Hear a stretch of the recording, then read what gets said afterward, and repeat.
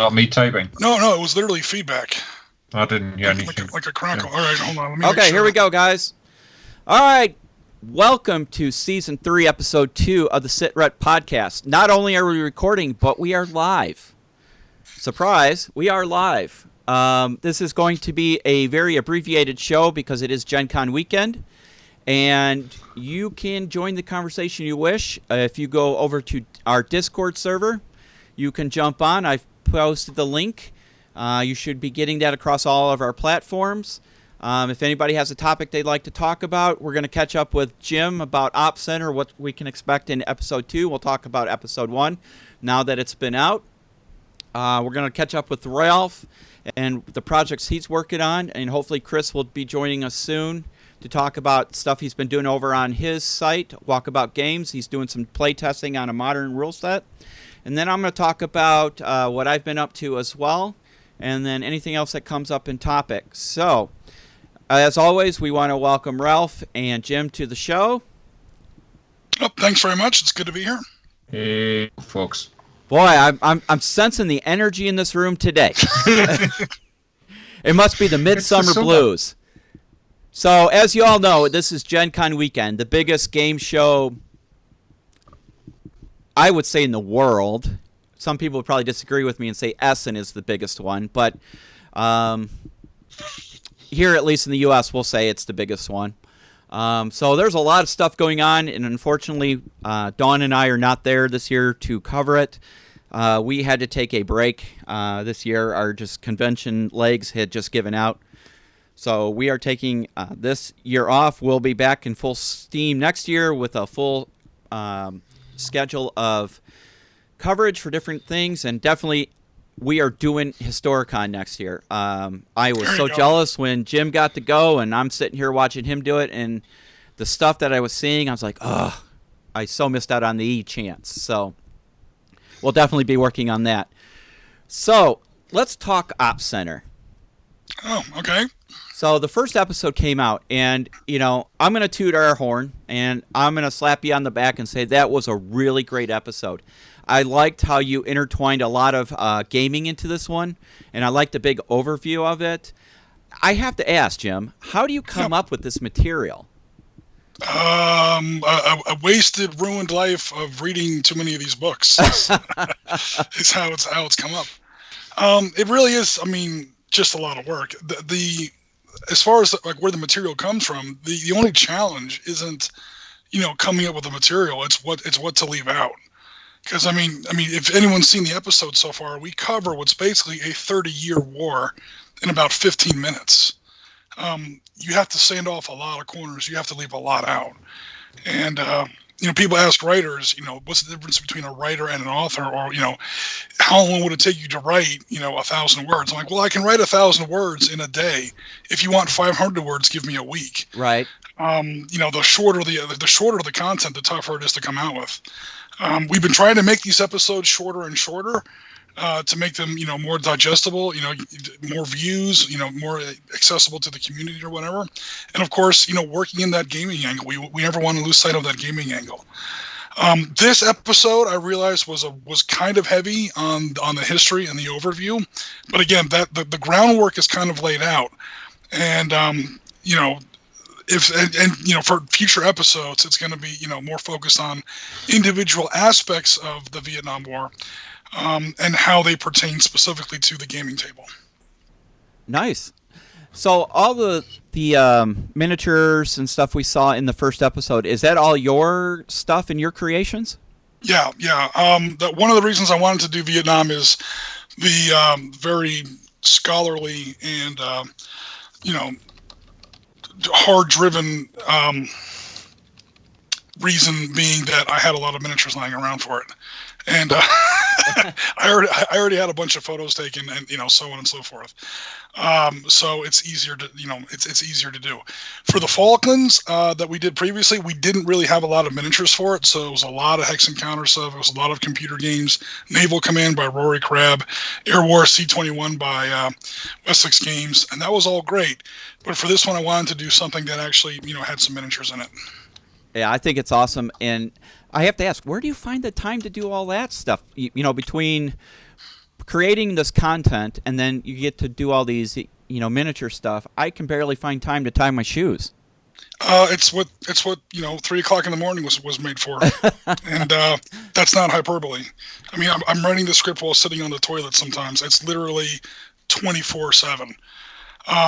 Obviously, we all have jobs. I've got a full-time job, doing master material data for a pretty serious tech company. That's at least 10, sometimes 12 hours a day, sometimes weekends. 1, sometimes 2 Twitch streams a week. Ops Center, 2, sometimes 3 games a week, and YouTube videos on top of that. It's a lot, and that's again on top of the usual full-time job, house, friends, family, girlfriend. It's a lot. I'm averaging about 5 hours of sleep a night, and it's getting a little tough to be perfectly honest. Yeah, I bet it does. So let's talk about the frequency of the Ops Center. So Jim and I have been talking, and Jim was cranking out Ops Centers left, right, and center. So we wanted to let everybody know that we're going to be adjusting the schedule of the Ops Centers because it takes a lot of work in it. I mean, a ton of work.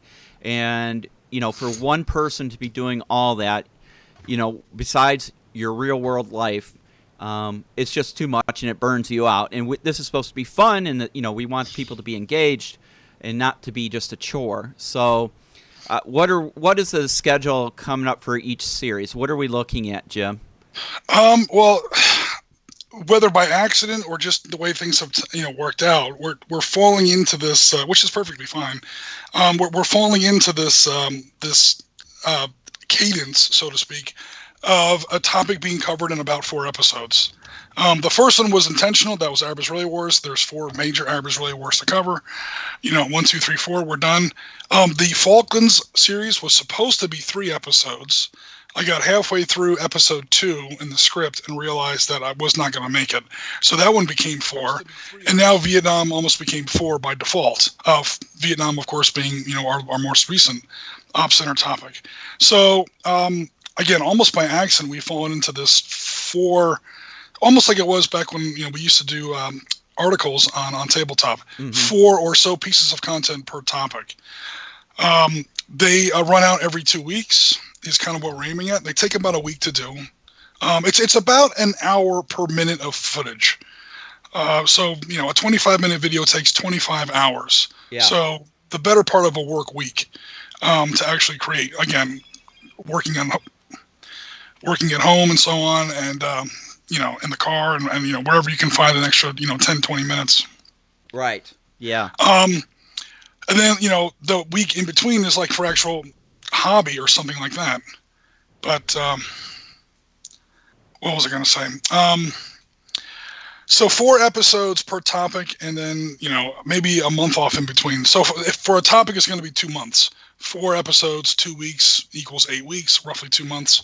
Take a month off, do the next one. So 2 months on, 1 month off is the summary of that. Perfect. So just and I think that makes people look forward to the next series without being overloaded with content.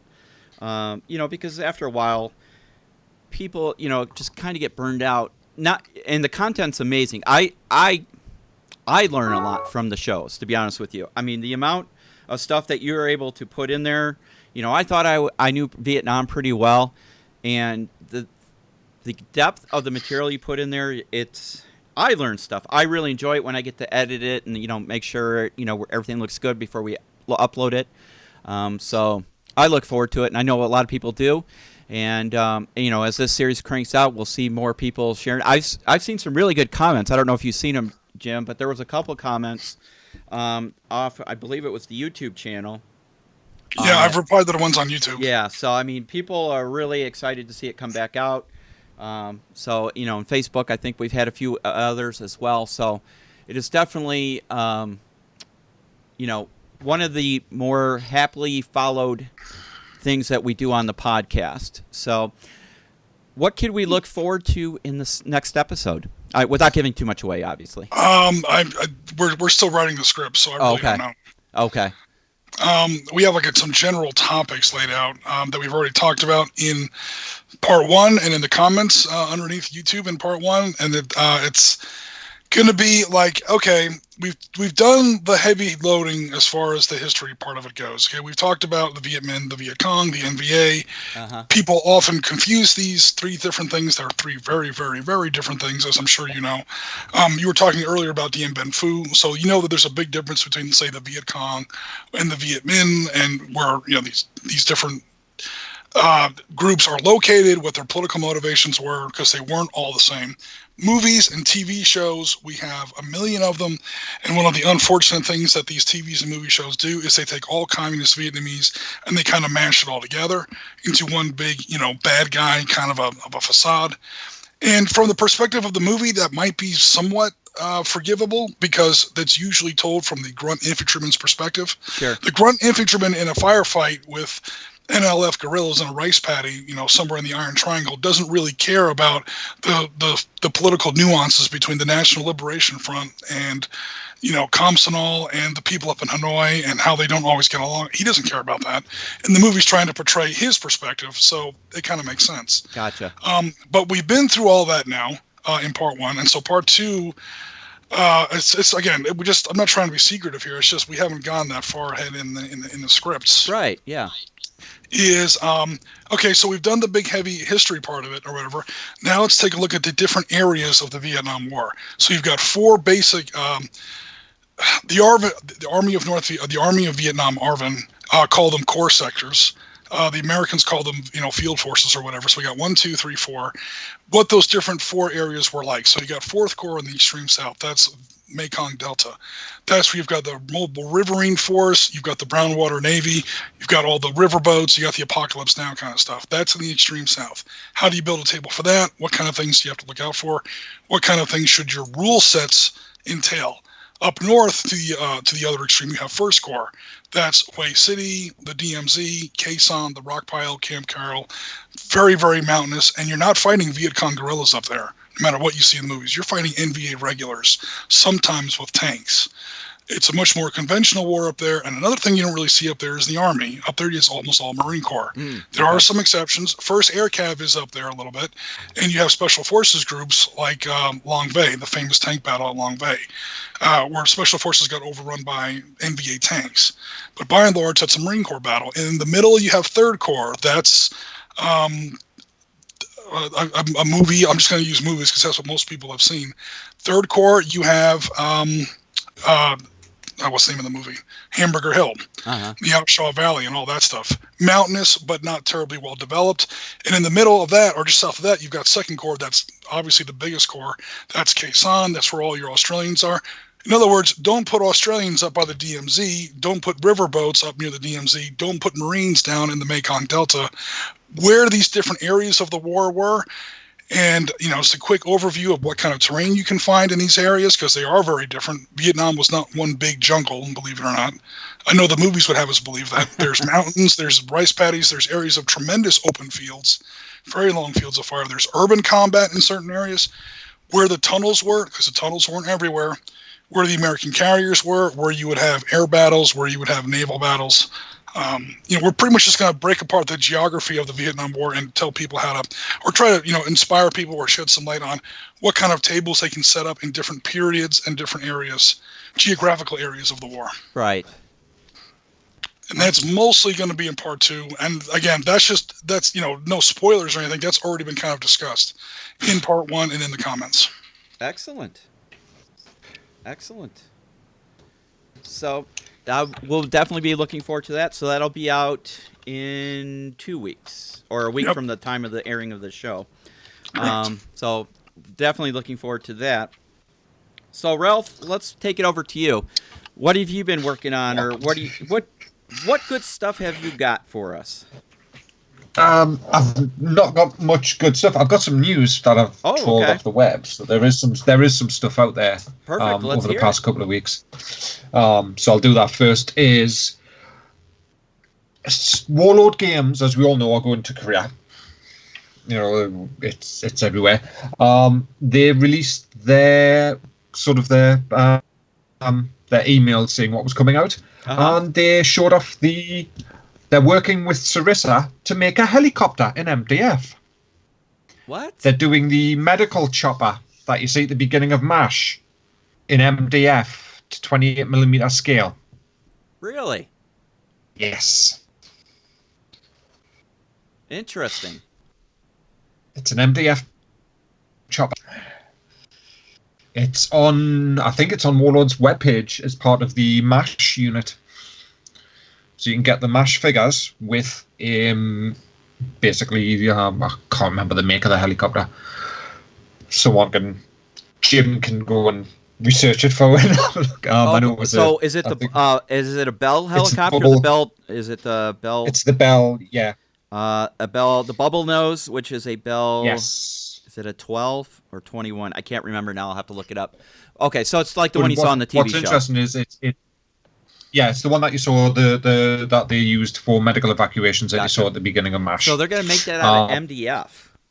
Yeah. Interesting. How are they going to do that? Well, there's no cockpit in it. There's no canopy, but it'll just be, by the looks of it, when you look at the thing, it's just MDF struts cut to that bubble shape. So what you could then use is some acetate, clear plastic, and put your own bubble on if you wanted to.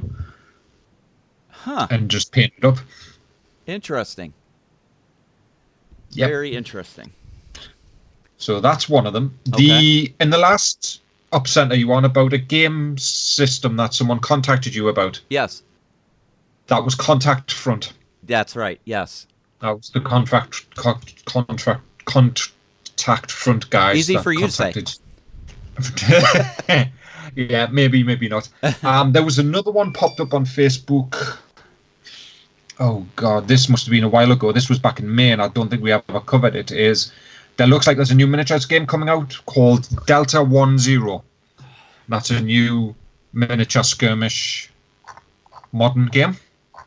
By the looks of it, you have 3 factions. I'm just trolling through their Facebook now, which is FSB. Let's have a look what he's got. In the demo, he's got FSB and UN Peacekeepers and SAS. Okay. Interesting. So that looks like it's the new one. They've got a Facebook page called Delta 10 Games. I think I've heard of it, but now that you say that, it does vaguely sound familiar. Yeah. So yeah, I'm waiting on them. They're supposed to be sending us a review copy of the rule set for. Is it Contact Front? Yeah, Contact Front. Yep. So, interested to get that. Yeah, I think we're gonna start doing some more review stuff. Here. I'm still. I was hoping Chris would jump on because I wanted to hear his impression because he's playtesting Ultra Combat Modern. I don't have the rule. How did he get the rule set and I didn't get the rule set? It was in the Kickstarter. They released a PDF. I've got the PDF. Oh my God! You mean I've had it all this time and I didn't know it? Probably, yeah. Oh my God! I'm an idiot. There you go. All right. Because there's that. Dougie and Carl playtesting at the local games club where I'm at. Yeah. They've been playtesting it as well. Yeah.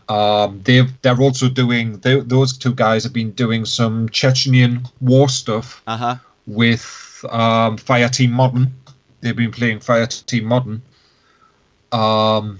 And then, of course, the other news as well seems to be that Empress is expanding its NAM range exponentially with all the new minis that seem to be coming they out. have quite a few going on. And I was just looking at some other ones. Speaking of Vietnam, Jim, Gringo 40, is that what they're called? 40. Yeah. They have.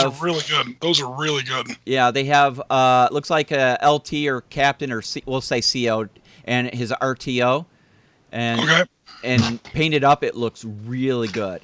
I mean, really good. I mean, I have seen Gringo 40 like when I went to Salute a couple years back. I saw some of the stuff there, and I never really gave it too much. But I'm really liking what they're producing. And Eureka, I think, has some Vietnam miniatures too, don't they? Yeah, Eureka do some. But those Gringo 40s look really good. I think they look very proportionate. Nothing looks, out of whack. The rifle looks a little big, but, at 28 mil, it's kind of hard. Not as big as some people's. Yeah, exactly. Well, I've seen some 28 mil Vietnam figures where the damn M16, which is a small rifle, Looks like a German anti-tank rifle from World War One or something. It's like 12 feet long or something. But those Gringo 48s, I think it was Warhammer Grimace on tabletop was painting some of them up and showcasing what he'd done. I mean, of course, he's a great painter, but I mean, also just the detail in the miniature. I mean, down to you could tell whether it was an M16 or an M16A1 or an M16A2. Yeah. The handguards, the front side assembly, where the forward assist was on the upper receiver. That kind of detail on a 28 millimeter miniature was really, really amazing, I thought. Gee, was it the Gringo 40 that had was it the LT holding the radio with the M60? The one you're thinking of, he's got a radio guy, and the officer's holding like the telephone cord from the back of the radio. He's got the handset, and his M16 Empress. Is slung, and then the RTO has his in his right hand, just holding it by the front, like we used to. If you remember, Jim, you know how you used to just grab it around the connector, where you can pull the shrouds off, the ring, you slide back to pull the shroud. You know how you're in front of the carry handle. Where you're absolutely not supposed to grab it. You're supposed to grab it while the carrying handle that they provided for you, but you never do. Uh-huh. Yep. Empress have done something similar. They've got an RTO with an officer and two other RTOs. One of them's kneeling and one of them's standing. The RTO with the officer's holding a Thompson. Wait a minute. A Thompson? Submachine gun? Yeah. What the hell's he doing with a Thompson? That's definitely Vietnam set. Well, there were Thompsons in Nam, I think, still. I don't think so. Well, it's definitely a Thompson by the looks of it that he's holding. I agree that it's in the... I mean, I would believe that it's in the miniature. Empress, yeah, it's in the Vietnam set. It's Nam 15 is the set. It's £7 for the 4 miniatures. Now, I'll say this. There's one of my people ask me what's a good Vietnam War movie. One of the ones that I always recommend. I mean, everyone knows Platoon, everyone knows Full Metal Jacket. There's a movie called The Iron Triangle, and what makes it interesting, it's a cheap movie. I mean, it's not Full Metal Jacket. It's one of those straight to cable, straight to video ones that came out in the late '80s after things like Hamburger Hill. Full Metal Jacket and Platoon. It's part of that. It's a part of that. Second wave generation. But it's a good one because this comes back to the conversation we're having. I promise. It's a good one because it's one of the only movies that takes a real stab, and it does a pretty good job at showing the communist perspective. One of the main characters is a VC or an NLF, if you prefer, operative, and one of them is an American captain. I think it's Jeff Bridges plays him. But one of the main plot points is, and this maybe is where they got the idea for that miniature, is one of the main plot points is two of the communist characters fighting over a captured Thompson submachine gun. Huh. So they were around, but they weren't issued by the U.S. Army. You got to remember, they gave a whole bunch of weapons to Arvin. Arvin didn't get the best stuff. They got some of the, the second-rate stuff. They might have gotten a Thompson. There was, of course, a huge war before the first Indochina War against the French and the Viet Minh. There's going to be Thompsons all over the place there. There's probably some Thompsons lying around, but the fact that an American officer or American NCO is carrying a Thompson, I'll be honest with you, that doesn't make any sense. Yeah, I'm looking at the picture right now, and he sure does have a Thompson in his hand. The RTO does. So that makes even less sense because the RTO is a corporal at most. I've just Googled an image search and there's a shitload of images of US troops, actual photos from Nam carrying Thompsons. So, but it was pre it was probably early Vietnam. That doesn't make any sense. Well, the only thing, what they're going to be carrying is either a CAR-15 or a cut-down AR-15. Yeah, that was one thing. The first thing that came to mind when I saw this picture of the miniature with holding the Thompson was I'm thinking, is this French? Are these guys supposed to be represented as French? When they came back after World War II to Vietnam, because I imagine some of them had, some then, but I don't know. I mean, I like I said, I am no expert in Vietnam, but anything post 65, 66, they were pretty much using M16s, We're not talking A1s. We're talking the original M16 model. So the original M16, the M14 battle rifle. yeah. NCOs and officers sometimes would carry the cut-down M14. If some Yahoo is walking around with a Thompson, that's something that they found at a pawn shop in Saigon, and his captain needs to slap him upside the head one time. No, I'm serious, because number one, he's not carrying the right weapon. It's not effective at that part of the war. It's firing pistol ammunition, for crying out loud. And by the way, where are you getting all that 45 ACP from? Because your supply point isn't carrying it. That's a posed photograph. That's no. Okay, so I'm looking at the pictures Ralph sent. The first picture is a Thompson with a guy. He is not military. He looks like a legionnaire or something. There you like go. That. Rest my case. There is a Navy guy, freaking Navy, carrying a Thompson on a boat. So that could be Riverine guys. Maybe they had it. Oh, who knows? I don't know about the Navy. Yeah, those Navy people. And then you've got Arvin carrying a submachine Thompson, which I would totally believe. Absolutely. Because they got everything we didn't want. Absolutely. And then everything we didn't want. Some of the descriptions that were given to militia and defense. And then you have a CIA, Max Sog, showing some Arvin guys how to use a Thompson. So yeah, but Bingo. U.S. troops. Those four examples make perfect sense. Now there's a picture of a Leatherneck from the 1st Marine Division with the Thompson in the Tet Offensive. So and he's an RTO. So get that Article 15 ready for him. Here's what I'm going to believe. During the Tet Offensive, obviously this was not their issued weapon, but they picked them up whatever they could get during the offensive. And then there's a quote from Captain Dale Dye, who everybody knows as a military advisor in a lot of movies, who said he saw a number of he calls himself.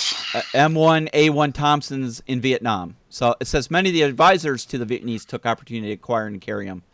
Yes. And then it was of guys working the Navy market time ops offshore. So, I mean, for close quarter on a ship, sure, I could see that because it is a pistol round. But it was not common issue by any means. So it was an issue. But it's interesting that this is stuff that you're going to pick up off the street or in a pawn shop, or God forbid, off of somebody's, off of an enemy casualty.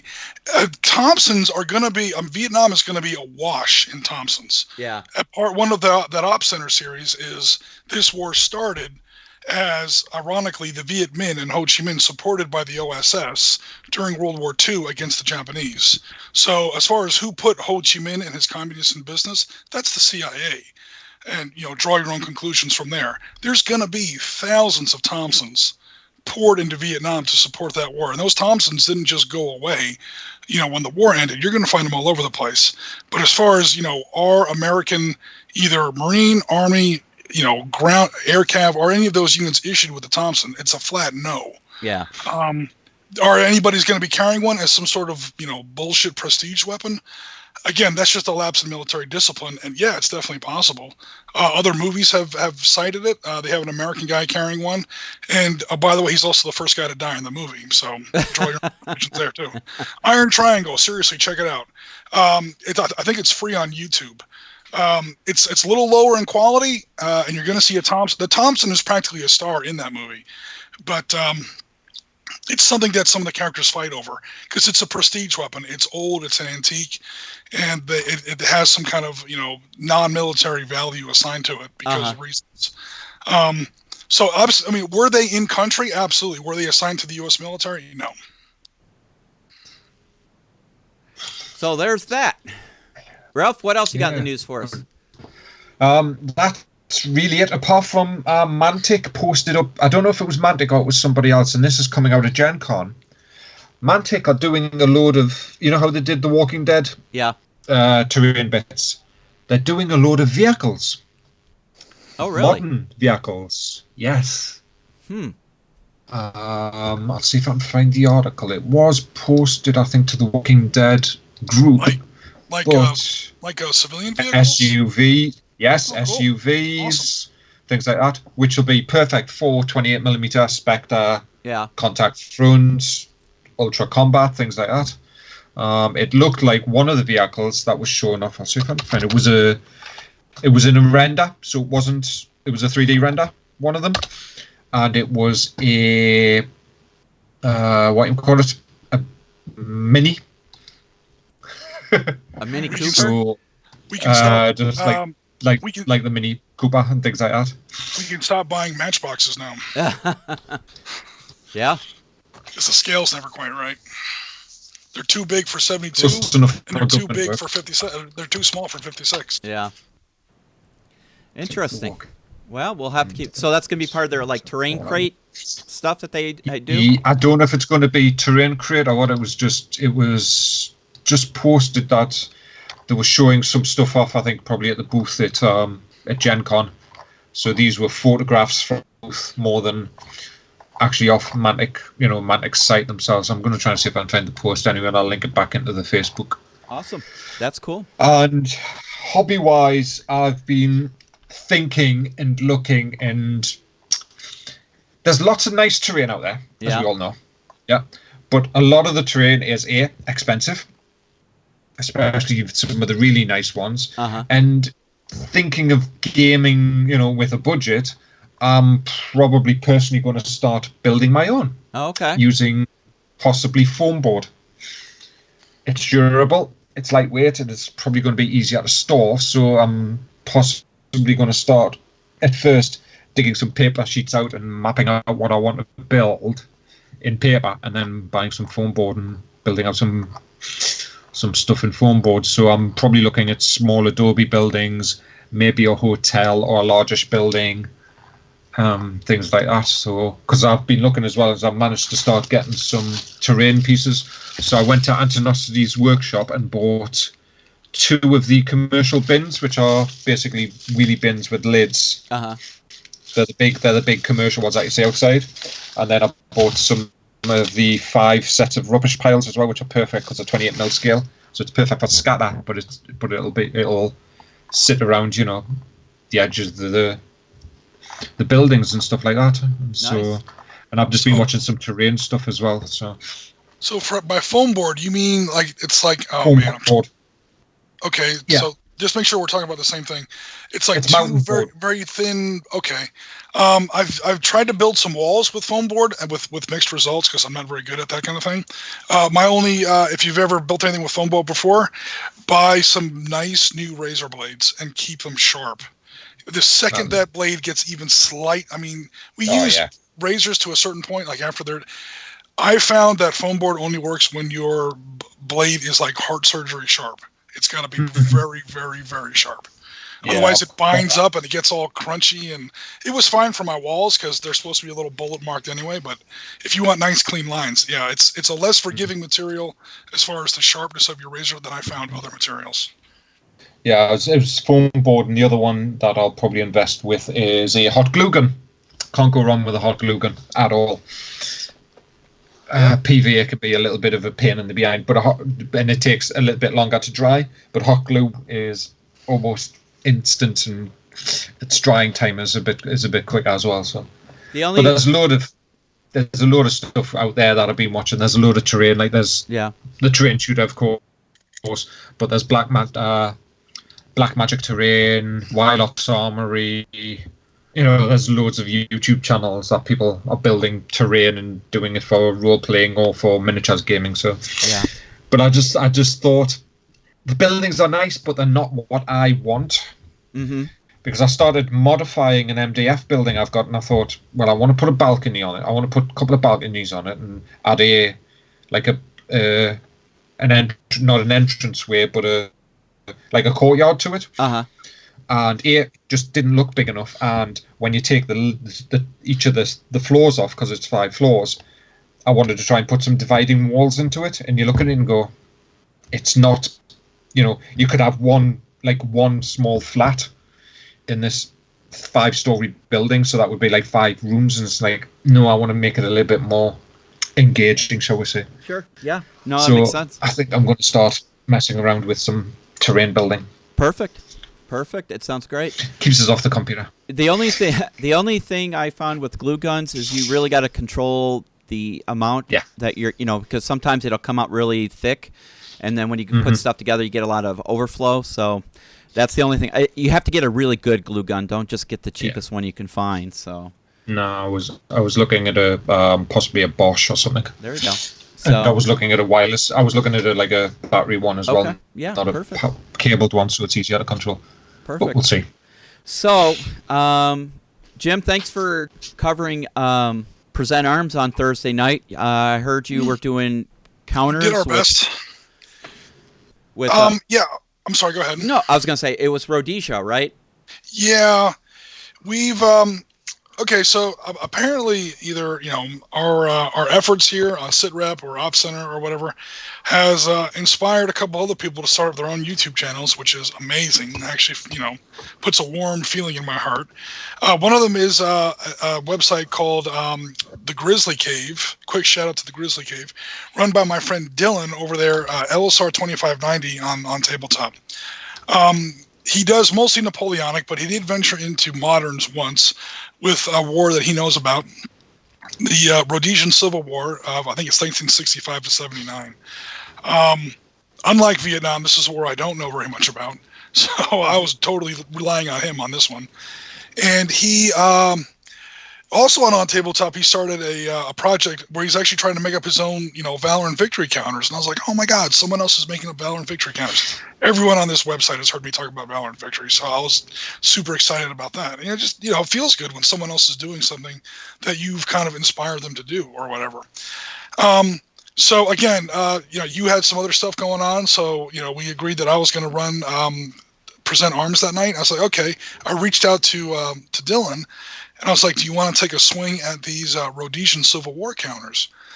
And he was like, yeah, sure. You can do the work for me. I appreciate it. So we sat down for 90 minutes and we cranked out some quick counters. Whether or not we're ever going to run this game on one of our weekend web games, we could probably do that. Whether or not we would ever cover this on a Ops Center, because it's been requested like once or twice. Whether or not we're ever going to cover on Op Center is a little more debatable. Number one, I know very little about it. I have to read a lot. I mean, I don't go to Wikipedia, copy paste, and then that's my script. That's not how we roll. Right. I do feel like I have to know what I'm talking about before I try to present on them. In Rhodesian Civil War, I really don't. But what I am finding is that there's a little bit of a war is always terrible and nasty and ugly, especially modern war, especially civil wars. This Rhodesian conflict has a little bit of an additional stink to it that I don't know if we're going to avoid, but if we do it, we're going to have to be super, super careful. Yeah. Because there is a little bit of a stigma to it, and it's not entirely undeserved as far as how it was, pursued by the two sides. There's a very, very steep racial incline to it that I'm not terribly thrilled about. But just to make up some counters, we made up some counters. It was fun. And that was the episode. Again, I was just trying to fill in, while you were taking care of some things. Well, I appreciate it. Chris just posted up some pictures, didn't he? Because he's going to start doing some painting tutorials for the mounted Rhodesian Scouts. Yeah, I think he did that a couple weeks back. On Walkabout. Yeah, he posted up the primed minis from Eureka, because Eureka minis are the only ones that I've seen do those miniatures. Yep. But sort of linking into that, I'm on a Facebook group called Modern African Bush Wars.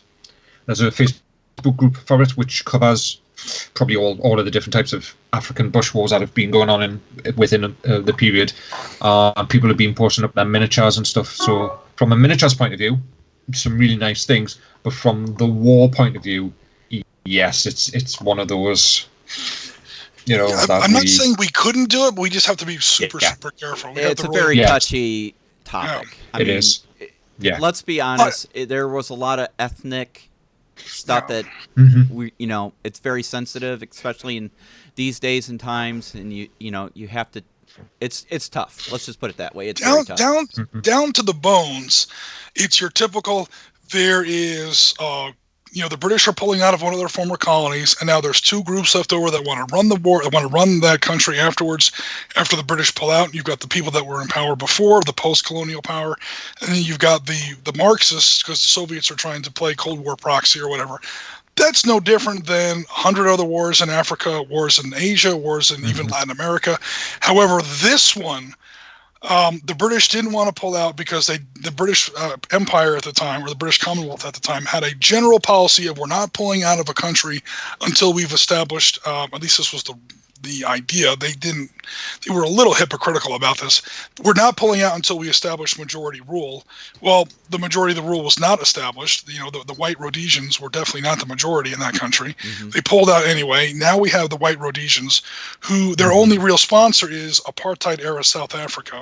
And everybody on the communist side happens to be, people of color. So, and then the war is fought with no rules on either side, and it's very, very nasty. It's very, very bloody, a lot of atrocities, and it's very sharply divided among racial lines, with one side basically supported by white supremacists. It's a weird one.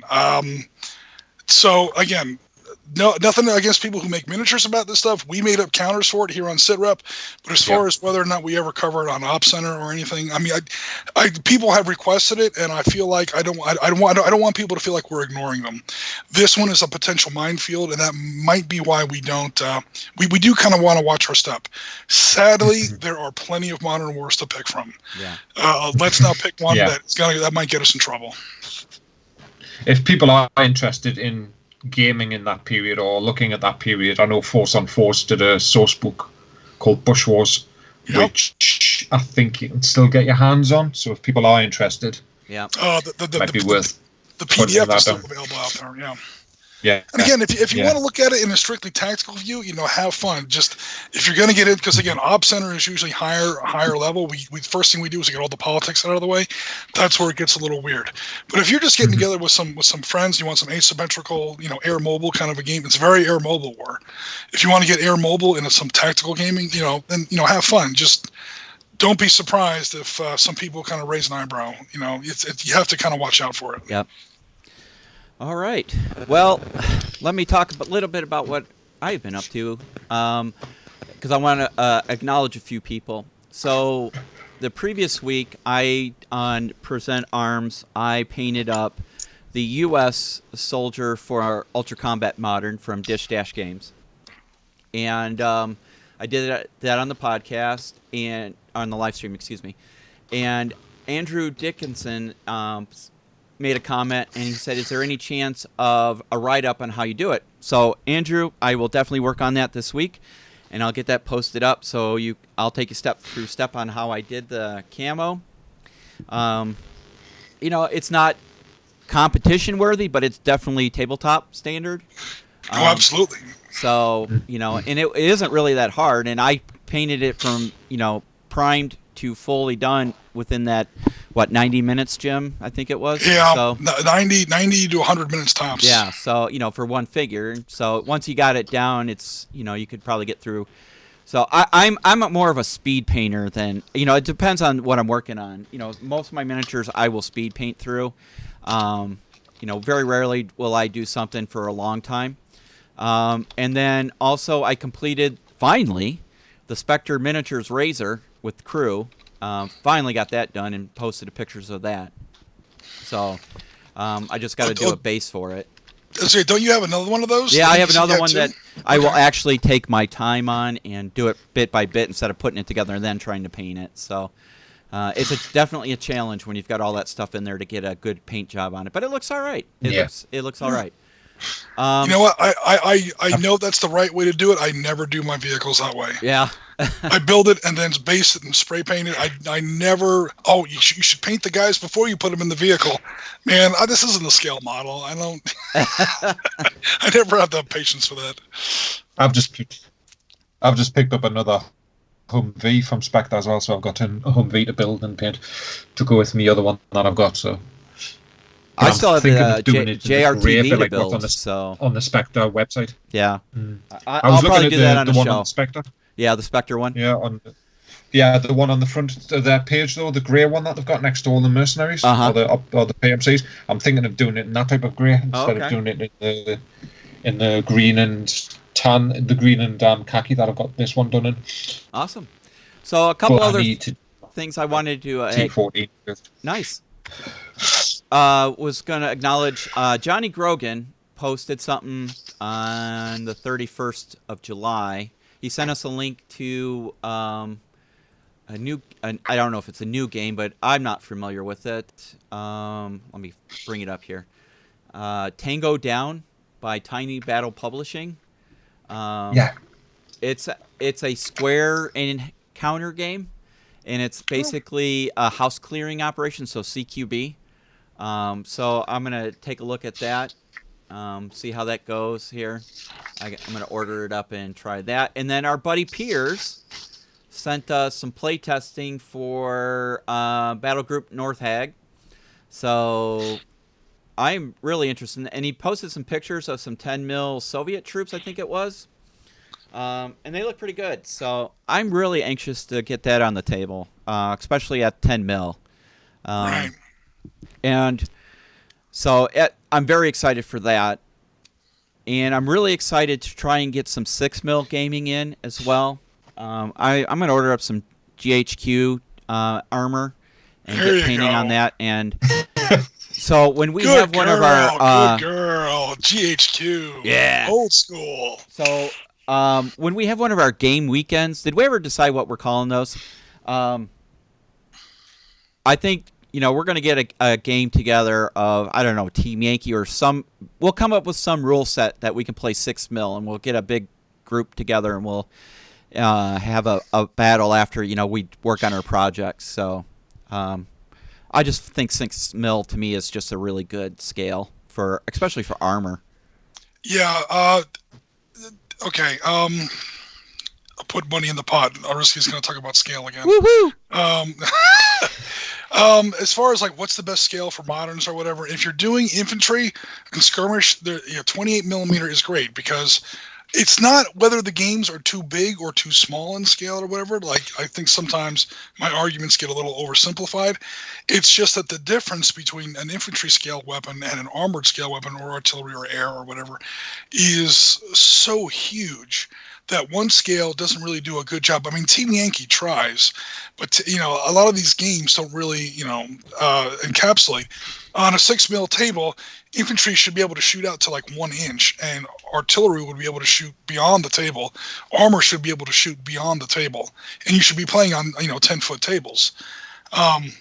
So again, it's you have a whole bunch of games that you play. Pick the best tool for the job. If you want to play infantry, modern infantry. Yep.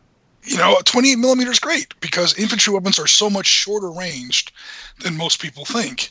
A lot of people in infantry fight with submachine guns. That's pistol ammunition. You're maybe 100 feet. Even assault rifles are much, much shorter than a traditional rifle bullet. 500 yards tops. That's if you're sitting still and the enemy's sitting still, which, take a guess how often that happens. Right. So really it's maybe 100 yards effective combat range or whatever. And tanks' effective combat range is 3,000 meters. And yes, most battlefields do have lines of sight that long.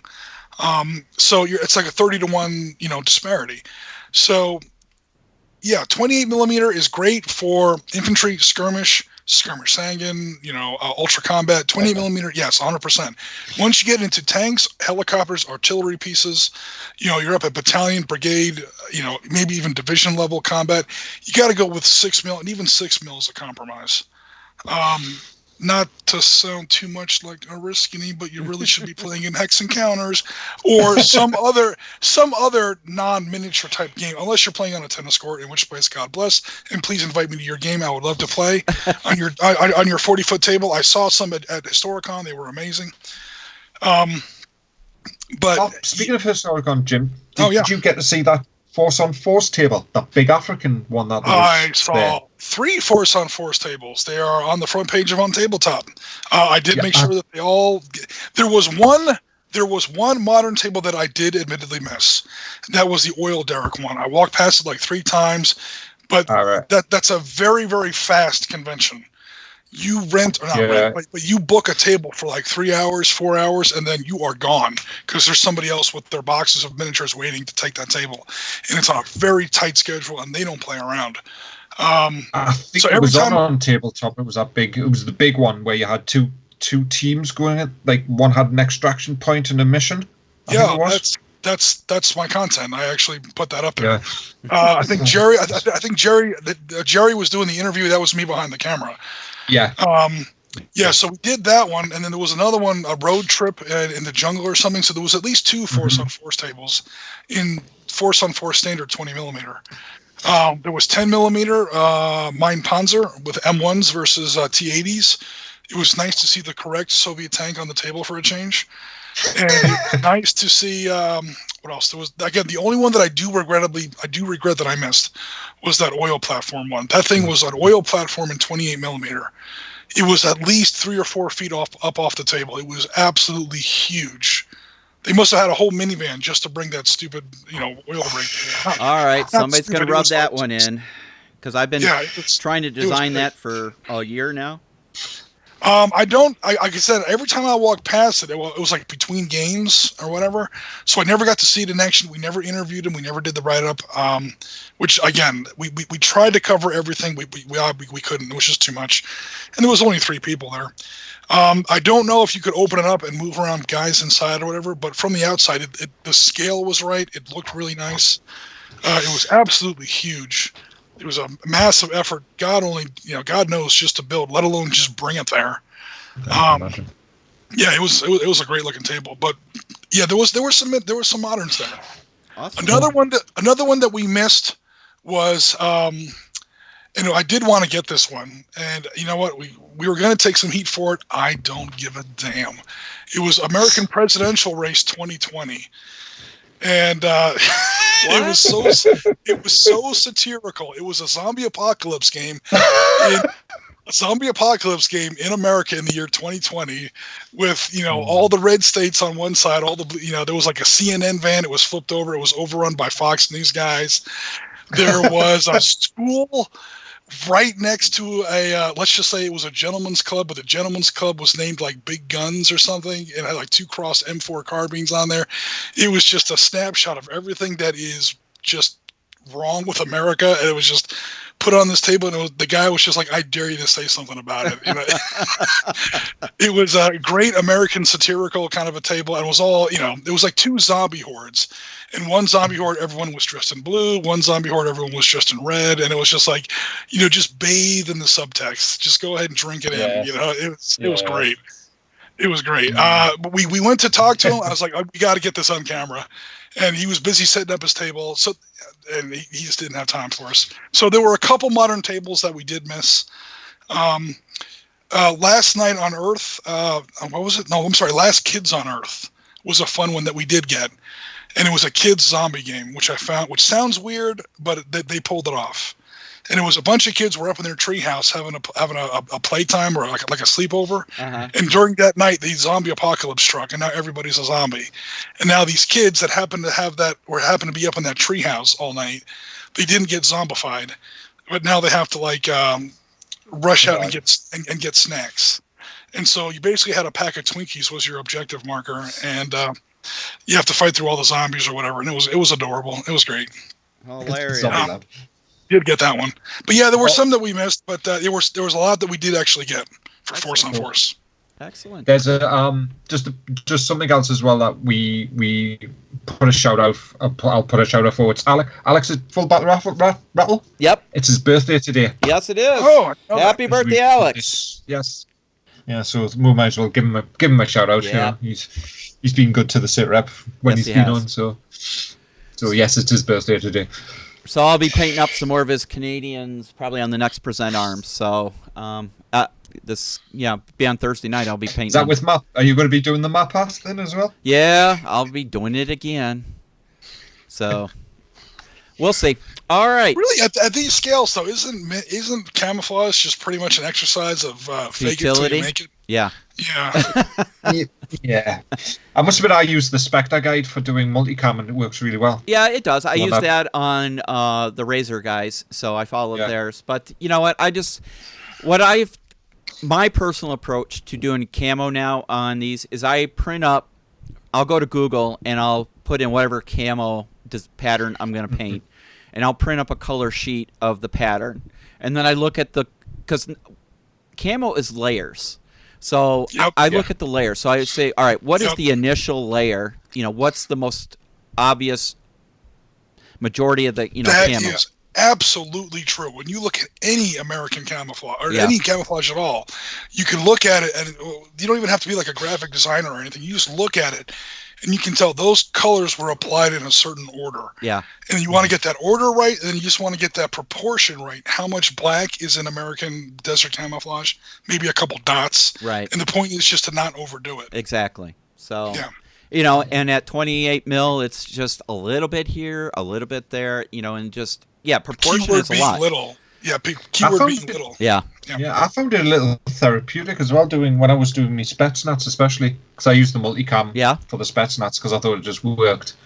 And when I was painting them, I could, I based them all black, and then I went over all with that base green, is it grey-green that they used? Mm-hmm. And then just went in and just did it like the heavy machine gunner that's got the backpack with the bell-fed one. Him, like I did his armor and I did the backpack and just Russian uniform green and didn't do any other additional colors with it and stuff. And the 12 of them look really good. Actually, I'm really pleased. They're the best set of minis that I think I've painted in a while. So they look really nice. That's definitely a key is how they look like when they're all together. Yeah. Yeah. Yep. Yeah. As a group of 12 special forces, like a 12-man unit, I think they look really good on the table and stuff. So yeah. So I mean, it's I agree with you in a sense, Ralph, that it's therapeutic, but after you get to the 10th, 11th, 12th, it's like painting Napoleonics after the 100th one. Oh my God, I'm tired of painting red. Here's the trick for painting miniatures like that. And I did this for for my desert, my modern day, Desert Storm War on Terror Marines. And again, my American Revolution guys, because that's almost as bad as Napoleonic. Don't paint like one figure at a time. Just paint them all red, then paint all the white, then paint all the black or whatever. That way, if, God forbid, you get tired of it and you quit, at least now you have a usable army. They all look the same. Right. Don't try to paint one guy down to his belt buckle and then go on to the next guy and start that, because you're going to get like 3 guys in and you're going to get bored of it. Yeah. Paint them all like assembly line style, so that, God forbid, when you do run out of steam, at least you've got a tabletop army. 3 colors and up. Yeah. Definitely. I'll tell you what I did pick up, which I quite like, because I did get it from OTT, as I bought the Colours of War book from Battlefront. Oh, yeah? It's actually, I mainly got it for the Team Yankee and the stuff, and the modern stuff in the back, which is actually, it's a really, really nice book as well for sort of looking at colour schemes and stuff. So it's if you can get it reasonably priced, I would say that's a useful guide for people. If they want to paint, especially anything. I mean, it does World War II as well as modern. Perfect. So for moderns, it's really good.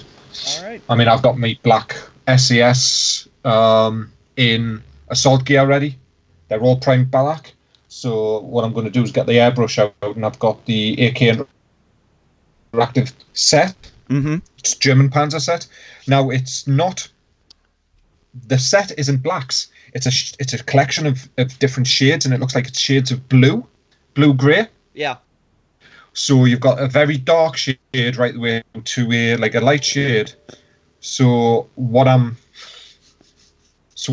going to do is the bottom half of the minis are going to get done in the darkest shade, and then at the top I'm going to do it in sort of the next shade or the next shade after that up, so it looks like it's a blend of colours on the overalls, and then I'll go in and do the webbing and the weapons and things in a different colour. Like a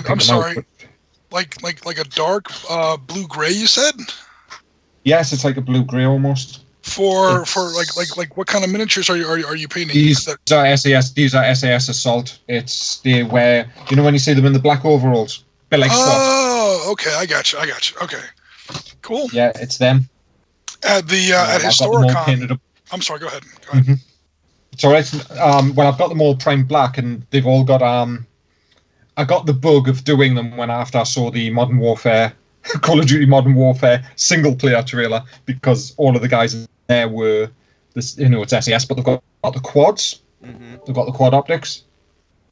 Okay. So they've all got the quad optics in, and of course I found another way of adding the quad optics to spec that is a little bit of green stuff on milliput. Okay. Where the optics sit, and then just pop the optics on. And it just makes so much of a difference than trying to stick a bit of glue and then watch your fingers be stuck together while you're holding this small piece of metal. Right. Metal's tough to glue together. It is. It is. I mean, I use Gorilla Glue. I use Gorilla Gel Glue, and if you get any, I'm allergic. I must be allergic to it because if I get anything on my fingers, I just sneeze constantly for about 3 days. I don't know about Gorilla Glue, but the gel glue, they sell a type of gel glue over here. Yes. Put it on there, let it sit for about a minute, and then stick the piece. Basically, it's almost half dry, and that's when it gets really adhesive. Yeah. That's when I have good luck with it. If you just try and stick it on there right off the bat, it always comes apart. But we were talking about Team Yankee miniatures a second ago. There was a guy at Wally's Basement at Historicon who had a fully painted, and it was well painted too. It was almost as good as mine. No, I'm just kidding. A fully painted, my miniatures aren't the best. A fully painted West German army, 10 leopards, 20 martyrs of different types, the Fuchs, about 100 infantry, the whole 9 yards, in perfect German 1980s camouflage, $850. Wow. And I was like, oh, man, that's a lot of money. And I don't have anyone I'm playing Team Yankee against. Yes. And I already have a Bundeswehr army. But he had the P-105 helicopters, the P-105 helicopters. It was a nice army. I hope he sold it because he deserves credit for his work. But yeah, it was. I was like, oh, if I didn't already have a German army, and $850 is a lot of money, but I could have talked him down to maybe $700. But still, that's a lot of money for an army, Jim. It was a big army. It was a big army, and it was well painted. And again. Is it that big? Is it that much money? Yes. Or am I going to throw away 3 months of my life working on this? It's if you look at it in those terms, how much money do I make in 3 months? I make more than $850. Yeah. It's actually not a bad deal. Yeah.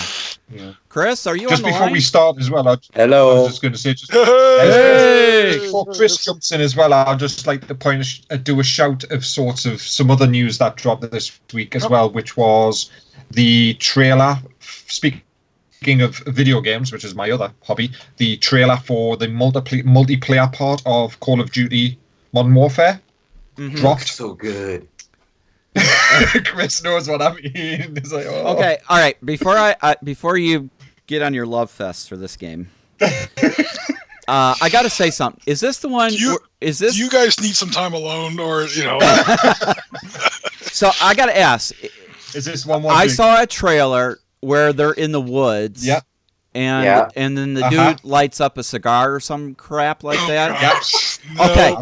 All right. Hold on now. Hold on, because the drill sergeant in me is about to come out. What the bleeping hell are you doing? Up, G. Ruining light discipline on a tactical maneuver. Light him up, G. What the heck? I know it's a video game, but if you're going to make it simul-realistic, why would you light up a cigar with a big-ass cherry in the middle of the woods in NVG where you're blinding your own people and letting the bad guys see you? They were at night doing this? Yes. It was how they introduced. It was just an introduction scene, is what they were doing, because the character were carrying a Thompson too. No, they would. But the reason they did that, I can explain why. I know why they did that scene. I know why they did it. They're a bunch of non-military MFers. Yeah, there is that. But the character that with the cigar, and Chris will know this, and if you played the original Modern Warfare, the lead character in it, or the lead non-player character, is a guy called Captain Price, and that was his signature after that mission. So at the very end of the first mission in Modern Warfare, after you get off the container ship, he pulls up the traditional sort of SES 1980 style gas mask that they're wearing and lights a cigar. And that was sort of the signature. This character has been with the franchise right the way through.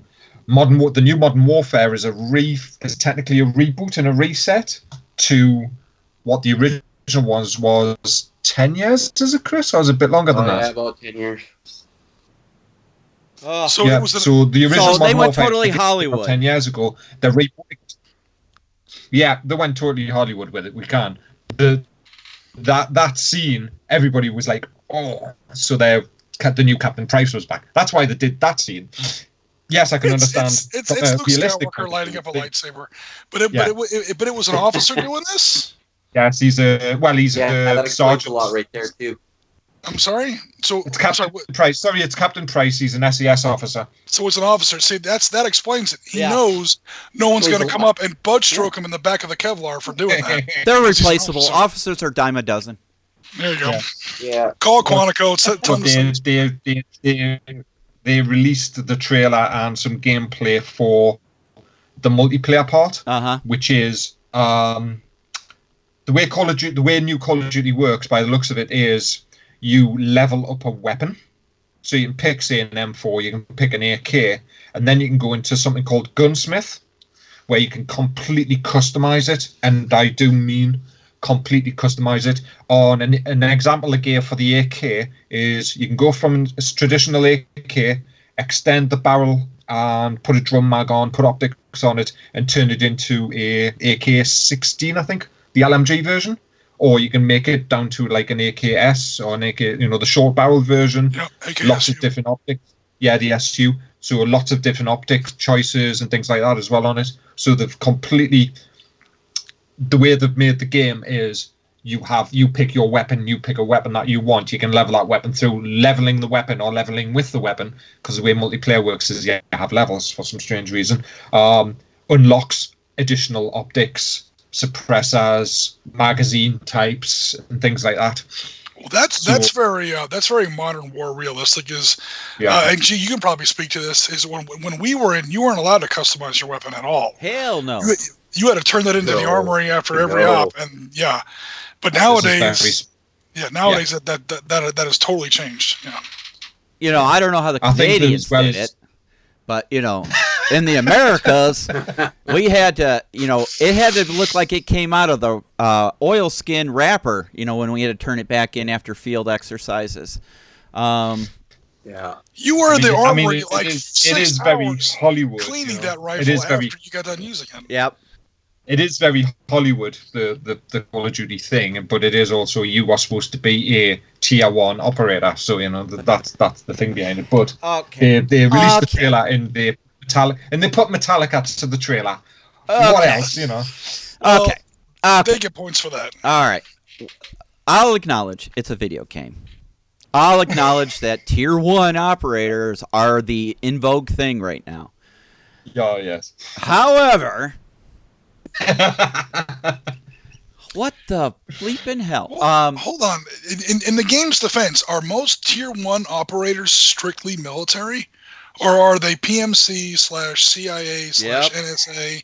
They might not technically in the new game, you play 3 different types of character, I think, in the new game. Or you're playing at least 2 different types of character. You're playing I think it's an SES operator, and you're playing a CIA advisor that's with the rebels. Advisor.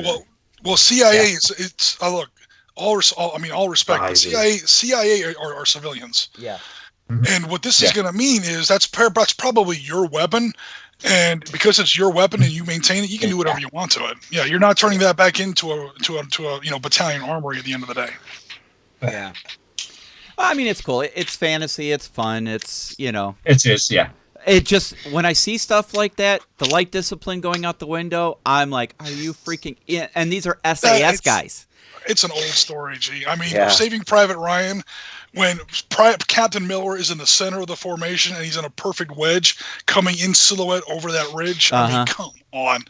Private Miller, I'm sorry, Captain Miller isn't really that bad. Are you really just ready to check out at this point?